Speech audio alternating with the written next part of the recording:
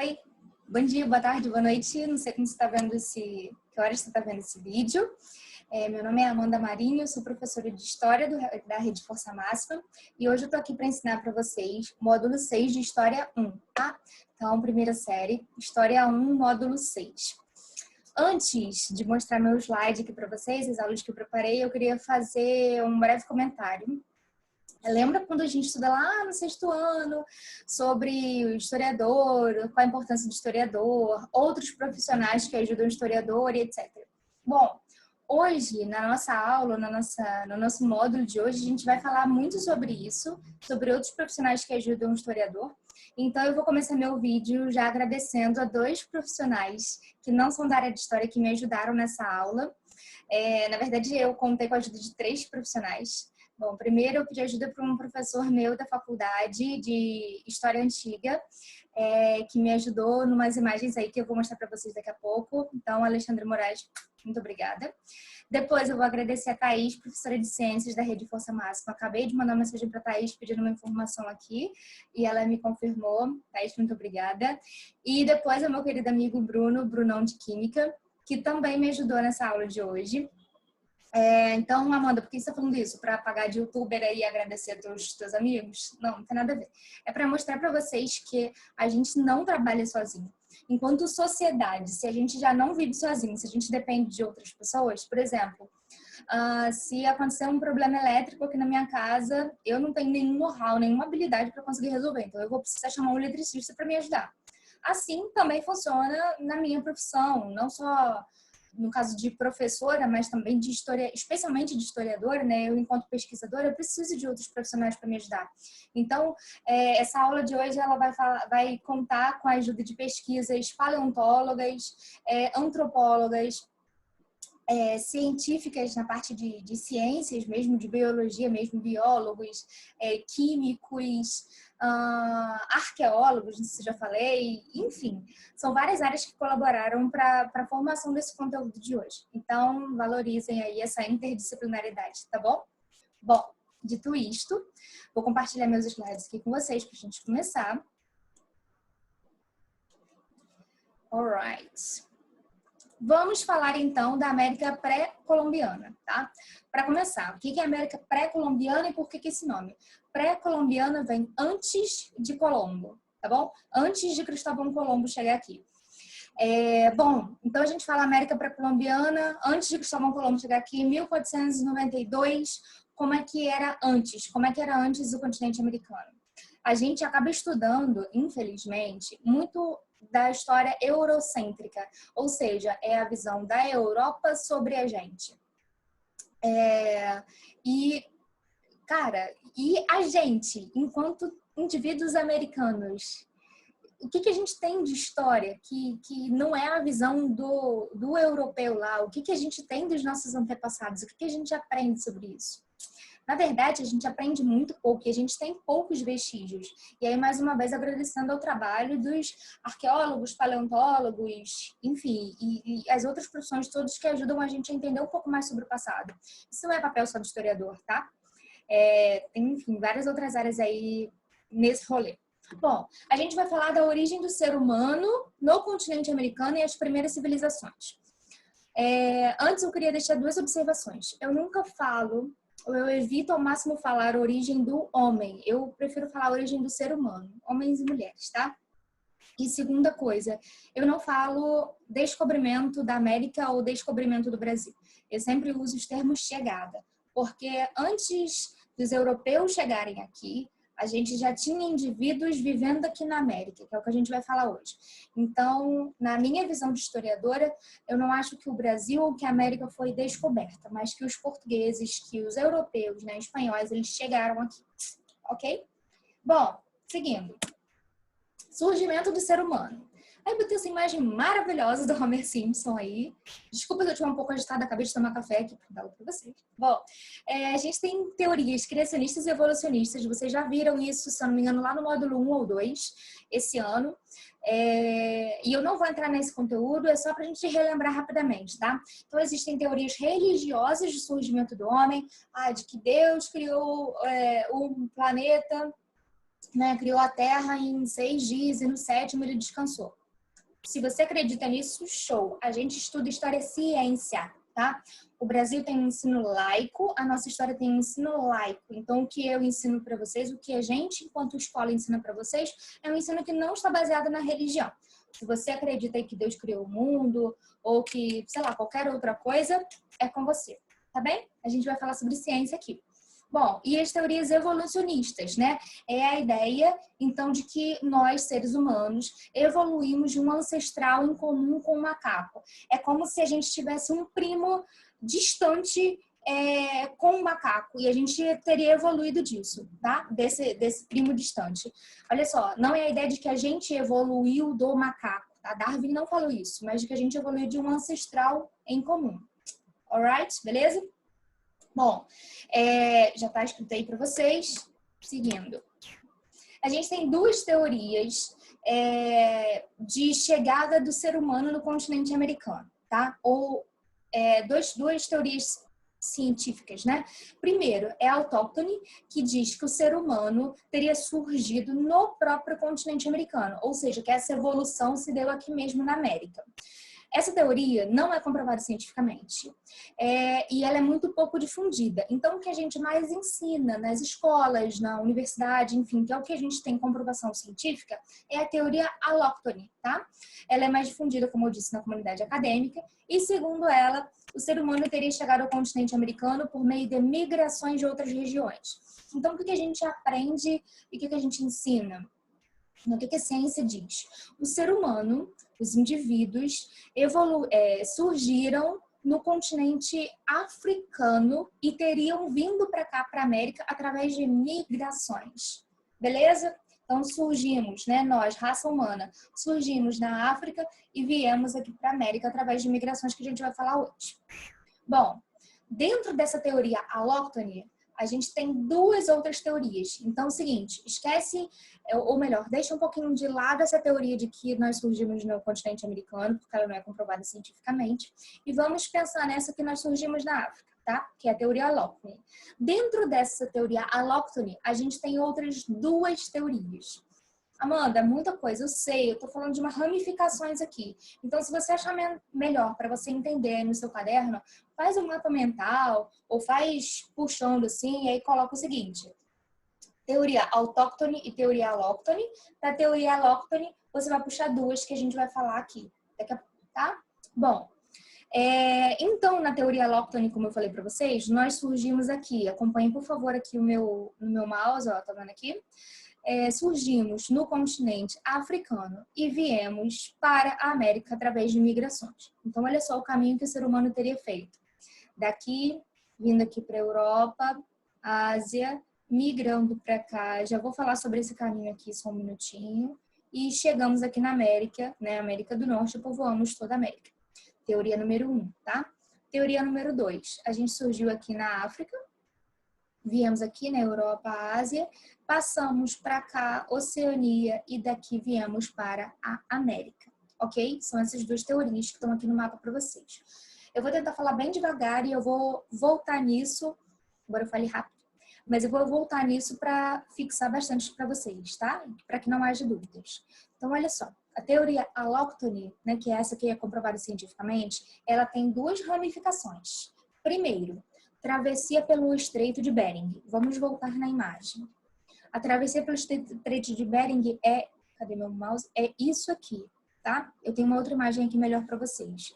E a segunda teoria, que é a navegação pelo Oceano Pacífico, é essa aqui. Então, olha, África, da África para a Europa, Ásia, descemos, viemos para aqui para a Oceania e através de navegações, de embarcações, viemos aqui para a América. Tá? Essa aqui, então, é a teoria de navegação pelo Oceano Pacífico, beleza? A teoria pelo Estreito de Bering, eu já vou mostrar melhor para vocês. Bom, aqui, Estreito de Bering. Essa imagem aqui é uma imagem cartográfica, né, demonstrando o desenho do mapa, enfim. Aqui Rússia e aqui já América, então o Estreito de Bering seria uma espécie de ponte de gelo nas épocas assim, das glaciações. Essa ponte de gelo teria se formado aqui entre esses dois continentes e teria possibilitado o ser humano atravessar daqui para cá, tá? Vou voltar ali novamente a imagem. Olha só. Então, a gente surgiu aqui, nasceu não, a gente surgiu aqui na África, vimos aqui Europa, Ásia, e aqui estaria essa ponte de gelo, que ligaria os dois continentes. Ok? Espero que esteja ok. Bom, assim, e aí aqui, olha essa outra imagem que eu estou apresentando aqui para vocês. Essa é uma imagem de satélite, mostrando onde seria essa ponte de gelo, olha. Tá? É a mesma imagem daqui, só que nesse caso isso aqui é um desenho, né? Uma cartografia do continente, enfim, dos continentes. E aqui, olha, aqui é um desenho de satélite, um desenho não, perdão, uma foto de satélite para a gente entender melhor, ok? Bom, deixa eu voltar aqui rapidinho. Então, olha só, atravessei pelo Estreito de Bering, essa aqui, segunda, navegação pelo Oceano Pacífico, perdão, que é esta daqui, tá? Então, teoria número 1, travessei pelo Estreito de Bering, que seria essa aqui de cima. Teoria número 2, navegação pelo Oceano Pacífico, seria essa daqui. Desculpa se eu estou sendo repetitiva, eu não consigo saber se vocês estão entendendo ou não, mas eu espero que sim. Bom, seguindo. Já descobrimos, então, como o ser humano chegou no continente americano, né? Estudos arqueológicos, aí vamos agradecer aos nossos amigos arqueólogos. Estudos arqueológicos são aqueles estudos através de vestígios históricos que o ser humano deixou ao longo do tempo e através desses vestígios a gente consegue saber mais sobre essas civilizações. Então eu trouxe 3 exemplos para vocês de lugares de vestígios históricos aqui no Brasil, tá? Bom, o primeiro lugar é o Parque Nacional da Serra da Capivara, que fica no Piauí. Foi declarado Patrimônio Mundial pela Humanidade, Patrimônio Mundial da Humanidade pela Unesco. E nessa Serra da Capivara, a gente pode encontrar pinturas rupestres. O que são essas pinturas? São esses desenhos que os homens pré-históricos, né, os indivíduos pré-históricos, né, homens e mulheres, faziam nas cavernas. E aqui tinha 2 objetivos, tá? Primeiro, era demonstrar coisas do dia a dia deles, como talvez uma espécie de diário, como foi o dia a dia deles, ilustrar isso. E segunda coisa era desejar coisas boas, tipo assim, eu espero ter uma boa caça. E aí, tô imaginando, tá, gente? E aí, esse desenho aqui pode ser da minha do desejo deles de ter uma boa caça. Então, olha só, quando a gente fala de pré-história, esse nome, né? Pré-história, o que esse termo quer dizer pra gente literalmente?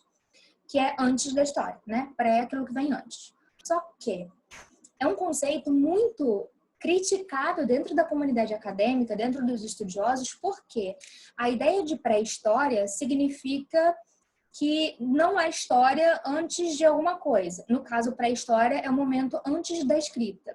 Então, olha só, não existe história antes da escrita? Na verdade, existe história desde sempre e vai existir história também para sempre, né? Então, como é que eu posso saber desses indivíduos da pré-história sem escrita, já que eles não tinham desenvolvido a escrita ainda? Ora, através das pinturas rupestres, por exemplo.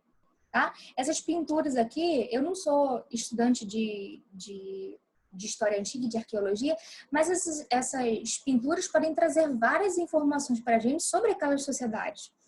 Observem essa outra foto aqui. Observem essa outra foto. Tem uma mulher aqui olhando uma parede cheia de pinturas rupestres. Gente, o quanto de história, o quanto de conhecimento, de vida dessas sociedades da pré-história não está aí nessa parede? Então, a gente realmente precisa ter escrita para ter história? Acho que não, né? Bom, segundo lugar que eu vou mostrar para vocês de estudos arqueológicos fica em Minas Gerais, Lagoa Santa. Aqui é um lugar que é muito incrível para mim de falar, porque aqui foi encontrada a Luzia, o crânio da Luzia, né? Aqui, nessa imagem, deixa eu me botar para baixo. Nessa imagem aqui seria uma reprodução do rosto da Luzia, de como ela era. Ela teria aproximadamente 25 anos, na época. Ela viveu aproximadamente 13 mil anos atrás. Foi encontrada em 1975, ali em Minas Gerais. E é o primeiro ser humano que a gente tem registro aqui na América, tá? O crânio da Luzia, acho que está aqui no próximo slide, o crânio da Luzia, ele estava lá no Museu Nacional, na Quinta da Boa Vista, no Rio de Janeiro, que pegou fogo em setembro de 2018. Se eu não me engano, foi setembro de 2018. E foram encontrar, assim, gente, a importância do museu, né? A gente vê história, sabe, ali. Tudo isso que eu ensino para vocês, a gente pode ver no museu. Eu espero que todos vocês já tenham tido a oportunidade de ir a alguns museus. Mas, por exemplo, quando a gente vai no próprio Museu Nacional, né? Quando íamos e víamos múmias e víamos esqueletos de animais, enfim, animais que nem existem mais. Olha que coisa incrível para a gente aprender sobre o passado da humanidade, ou sobre o passado do planeta Terra. Espero que vocês achem incrível isso também. E ali no Museu Nacional, né, após o incêndio, foram encontrados nos escombros pedaços do crânio da Luzia. Deixa eu mudar minha foto aqui novamente, minha imagem. Foram encontrados pedaços do crânio da Luzia. E Luzia foi o nome que deram a essa mulher, tá? E para eles conseguirem reproduzir isso, né? Ou juntar esses pedaços e formar novamente o crânio dela. Então, assim, o incêndio no Museu Nacional foi uma perda inestimável para a gente enquanto sociedade, não só brasileira, mas enquanto humanos, seres humanos, porque a gente perdeu muita coisa da nossa história ali, dos nossos antepassados, enfim. Tá? Eu tenho mais... Esse link daqui, olha, vocês podem acessar se vocês quiserem, tá? Eu vou disponibilizar os slides para vocês. Então, para vocês verem mais algumas notícias sobre esse crânio da Luzia aqui, tá? Bom, estudos arqueológicos. Aí a gente vai falar agora dos sambaquis. Sambaquis são comunidades, ou eram comunidades que viviam geralmente no litoral, e essas comunidades, elas formavam montes de conchas, restos de animais, ossos, enfim. Amanda, qual a importância disso? Através desses vestígios dessas comunidades, a gente aprende também sobre elas. Então, olha só, como é que eu vou saber sobre as comunidades, sobre povos que viviam aqui na América ou no mundo, enfim, na pré-história?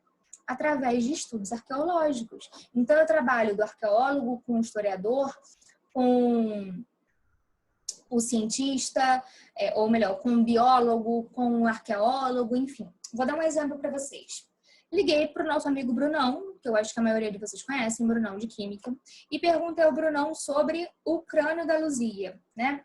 Porque eu sei que existe uma substância chamada carbono 14, que é presente em todos nós, seres humanos, e esse carbono 14 é o que auxilia a gente a saber quanto tempo uma pessoa tem de vida, quanto tempo aproximado. E aí o Bruno me ajudou na seguinte maneira.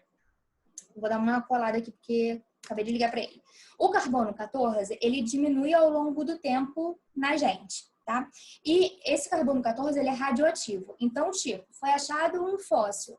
Esse fóssil, eu não sei como é que é o procedimento lá exatamente, mas eles fazem testes radioativos para saber o quanto de carbono 14 ainda tem nesse esqueleto, né? Nesse fóssil. A partir disso, a gente calcula aproximadamente quanto tempo a pessoa tem de vida, ou melhor, há quanto tempo a pessoa viveu. Então, quando eu falo da Luzia, que ela viveu aproximadamente 13 mil anos, quer dizer que foi feito esse teste do carbono 14 no fóssil da Luzia e o cálculo encontrado, olha a matemática aí também, e o cálculo encontrado chegou-se a esse número de 13 mil anos. Viram como é que tá tudo interligado? Bom, voltando aqui para os sambaquis. Nos sambaquis, a gente acha, então, conchas, restos de ossos de pequenos animais, moluscos e etc. Bom, esses restos de animais, além de ser uma coisa assim de... É como se fosse um lixo, sabe? Eu estou desprezando aqui esse resto de animal aqui que eu comi, sei lá. Tem outra coisa que a gente não sabia até algum tempo atrás, que esses sambaquis, eles também eram usados como cemitérios, tá? E aí eu trouxe um negócio legal para vocês. Observem essa imagem daqui. Essa imagem aqui é do Rio de Janeiro, tá? É de um sambaqui encontrado aqui no Rio de Janeiro. Então, olha só, como vocês percebem que várias conchinhas, cadê meu mouse? Aqui, várias conchinhas, tá vendo? Elas agrupadas assim na terra, né? Grudadas assim na terra, porque, gente, isso tem muitos, muitos anos atrás, né? Olha a matéria que eu trouxe para vocês. É uma matéria do jornal O Globo, dizendo de um sambaqui descoberto no Galeão. E aí trazendo elementos para a compreensão da pré-história carioca. Vocês sabiam que tem um sambaqui no Galeão? No aeroporto do Galeão? Bem, essa imagem aqui, ela é de Rio das Ostras, olha, tá escrito para vocês. E essa outra imagem que eu mostrei aqui atrás, ela é do Galeão, do próprio Galeão, tá? Se vocês olharem aqui o link, né, a matéria, se vocês tiverem curiosidade de ver depois, vocês vão ver que tem essa imagem lá na matéria, que eu trouxe aqui para vocês. Bom, vou ler aqui rapidinho. Muito antes, até mesmo de os índios tupis chegarem, o litoral fluminense era povoado por comunidades que modificaram a paisagem carioca, até então pouco tocada. A descoberta de um sambaqui, sítio arqueológico formado por conchas, pedaços de madeiras e mariscos, em um terreno do Aeroporto Internacional Jubim, Galeão, que está em obras de expansão, trouxe novos elementos para a compreensão da pré-história na região. No Brasil, existem cerca de 950 registros de sambaquis de diferentes tamanhos. Mas vocês têm noção? 950 sambaquis no Brasil? Bizarro, né? Bom, o encontrado essa semana, essa matéria aqui é de 2015, a cerca de 4 metros de profundidade, datava de 4.000 anos, tinha 40 centímetros de largura, por cerca de 4 metros de extensão. Bom, não vou ler o restante, tem bastante coisa, mas só para ilustrar para vocês que as descobertas, elas continuam sendo feitas, tá? Então, história não é só uma coisa do passado, tipo, acabou e a gente só tem que estudar coisas que aconteceram, não tem novas descobertas. Não funciona desse jeito. Aí, isso aí tá uma prova. Bom, essa imagem aqui, essas imagens aqui, eu fiquei fascinada a mostrar para vocês, porque eu não conhecia esse Museu de Arqueologia de Itaipu. Eu não sabia sobre esse sambaqui de Camboinhas. Nas minhas pesquisas para montar essa aula para vocês, eu fiz essa descoberta com a ajuda do meu professor lá da faculdade. O sambaqui de Camboinhas, ele é o sambaqui mais antigo que tem no Rio de Janeiro. E olha só, essas 3 fotos aqui, elas podem ser encontradas nesse museu. Então, se vocês botarem no Google, vocês podem encontrar. Essa aqui é parecida com aquela que a gente viu do aeroporto do Galeão, né? Que tem um monte de conchinha aqui grudada. Essa aqui, olha que interessante. Isso aqui é um esqueleto de um golfinho. Que legal. E aqui tem mais um esqueleto, né? Um fóssil com umas conchinhas grudadas. Então, sambaqui em Camboinhas, no Museu de Arqueologia de Itaipu, Niterói, se vocês tiverem curiosidade de conhecer. Daí, eu trouxe para vocês esse trecho de um historiador incrível, que já faleceu infelizmente, chamado Ciro Flammarion Cardoso, que fala sobre a América pré-colombiana. Vamos ler. O único método universalmente aplicável ao passado indígena na América é o arqueológico, mais exatamente da arqueologia pré-histórica. Trata-se da reconstituição de culturas desaparecidas através dos vestígios materiais por elas deixados. Esqueletos de homens, aqui eu diria seres humanos, né? Esqueletos de seres humanos ou dos animais de que se alimentavam, restos de casas, túmulos, templos, artefatos e objetos diversos. Cerâmicas, esculturas, instrumentos agrícolas e outras ferramentas, etc. Obtidos, em muitos casos, através de escavações realizadas segundo métodos sofisticados e interpretados com o apoio de uma tecnologia avançada. Datação pelo carbono 14, que eu falei para vocês. Palinologia, ou estudo de pólens fósseis, para reconstituir floras desaparecidas, métodos estatísticos, etc. E em algum sistema teórico acerca dos aspectos dinâmicos e estruturais das sociedades humanas. Então, esse trecho do Ciro aqui, ele só reforçou aquilo que eu já falei para vocês. A gente precisa de vários profissionais para a gente aprender sobre essas sociedades da pré-história, tá? Especialmente de arqueólogos. Esse mapinha que eu trouxe para vocês, vou me mexer aqui. Esse mapinha que eu trouxe para vocês é de alguns grupos étnicos aqui da América, tá? Não vou entrar propriamente nisso. Aqui tem maias, astecas, incas aqui embaixo. Vocês vão ver no próximo módulo, se eu não me engano já, tá bem? Bom, vamos fazer exercícios agora para fixar. Bom, primeira atividade. Deixa eu tirar isso daqui. Primeira atividade. O longo processo evolutivo que se realizou na África culminou com a aparição do homem na Terra, o chamado gênero Homo, a partir de um ancestral comum ao homem e dos macacos antropóides, que eu falei agora. O Homo erectus e o Homo ergaster migraram da África há pelo menos 1 milhão de anos e povoaram a Ásia. O Homo antecessor iniciou o povoamento da Europa há 800 mil anos. Há 100 mil anos, o homem neandertal ocupava também a Europa e a Ásia Menor. Todas essas espécies extinguiram-se, restando apenas o Homo sapiens moderno, única espécie sobrevivente, a qual todos pertencemos.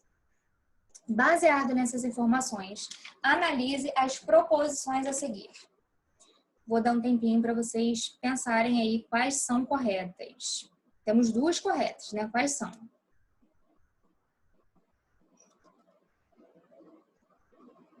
Vamos lá. Não dá para vocês responderem para mim. Afirmação número 1. A América estava completamente despovoada quando Colombo ali chegou pela primeira vez, descobrindo o chamado Novo Mundo. Estava despovoado, gente? Não estava despovoado, então não pode ser número 1. A América, antes dos descobrimentos dos espanhóis e portugueses, ou antes da chegada deles aqui, já estava povoada por numerosos grupos humanos de diferentes culturas, embora todos pertencessem à mesma espécie humana, a do Homo sapiens moderno. Correta. E aqui em cima está falando, se vocês tiverem alguma dúvida sobre o Homo sapiens moderno, o próprio texto está afirmando isso para a gente. Terceiro, depois de povoar a Ásia, o Homo erectus conseguiu chegar também à América faz meio milhão de anos. Não, está dizendo isso aí no texto também, que o contrário. 4. Os primeiros homens que povoaram a América provavelmente chegaram desde a Ásia através do Estreito de Bering. Show! Isso aí é uma das teorias que eu falei para vocês, né? Ou o Estreito de Bering ou navegação pelo Oceano Pacífico. E assim, os primeiros habitantes da América pertenciam a uma espécie humana hoje extinta. O próprio texto também está falando exatamente o contrário. Está falando aqui o Homo sapiens moderno, única espécie sobrevivente, a qual todos pertencemos. Então também não pode ser. Qual a resposta, então? Letra D. Afirmativas 2 e 4 estão corretas, tá? Eu botei aqui um gabarito bonitinho para vocês, ó.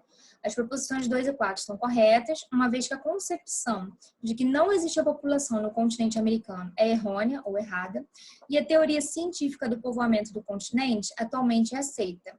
É a de que os homens chegaram aqui através do Estreito de Bering. Beleza? Segunda questão. A pintura rupestre mostrada na figura abaixo, que é um patrimônio cultural brasileiro, expressa o quê? Olha, mais uma vez aí, pintura rupestre, essa aqui, se não me engano, do Piauí, Serra da Capivara, eu acho. Mostrando aqui ó, animais, pessoas, árvore. Né? Bom, o que essa pintura expressa? Letra A. O conflito entre povos indígenas e os europeus durante o processo de colonização do Brasil? Essa pintura aí é anterior à colonização, bem anterior. B. A organização social e política de um povo indígena e a hierarquia entre seus membros? Acredito que não. C. Aspectos da vida cotidiana de grupos que viveram durante a chamada pré-história do Brasil? Olha só, eu falei para vocês que isso aqui é da pré-história, antes da história, antes da escrita, viu? A letra B está falando aqui de hierarquia, gente, eu não consigo perceber hierarquia aqui, não. Letra D. Os rituais que envolvem sacrifícios de grandes dinossauros atualmente extintos. Não sei se esse animal que eu vejo aí é um dinossauro, não. E letra E. A constante guerra entre diferentes grupos paleoíndios da América durante o período colonial. Também não é isso que a gente percebe na imagem, né? O que a pintura rupestre está demonstrando, então, galera? Aspectos da vida cotidiana de grupos que viveram durante a pré-história no Brasil, tá? Já que essa aí é uma imagem pré-histórica aqui do Brasil, beleza? Se fosse de outro lugar, a gente falaria de grupos que viveram nesse outro lugar, ok? Espero que vocês tenham entendido tudo, que não tenha ficado nenhuma dúvida. Se ficou, vê se vocês têm aula ao vivo para fazer mais exercícios além desses que a gente já fez e para tirar qualquer dúvida que tenha ficado aí, tá bom? Bom, espero que todos estejam em casa, em segurança, vocês e suas famílias, fiquem bem, se cuidem, se protejam, assistam a todas as aulas gravadas, a gente está tendo muito trabalho, estamos nos reinventando aqui, eu estou aqui ó, apagando de youtuber, tá? Me arrumei aqui para ficar em casa gravando vídeo para vocês. Assistam às aulas gravadas, assistam às aulas ao vivo. A gente está trabalhando muito, muito, muito, muito para oferecer o melhor ensino à distância nesse momento de pandemia para vocês. E logo isso vai passar, a gente vai estar na escola de novo. E é isso, tá bom? Fiquem bem, fiquem com saúde, fiquem em casa especialmente. E mais uma vez, muito obrigada, Thaís e ao Brunão, tá bom? Beijo. Tchau, gente.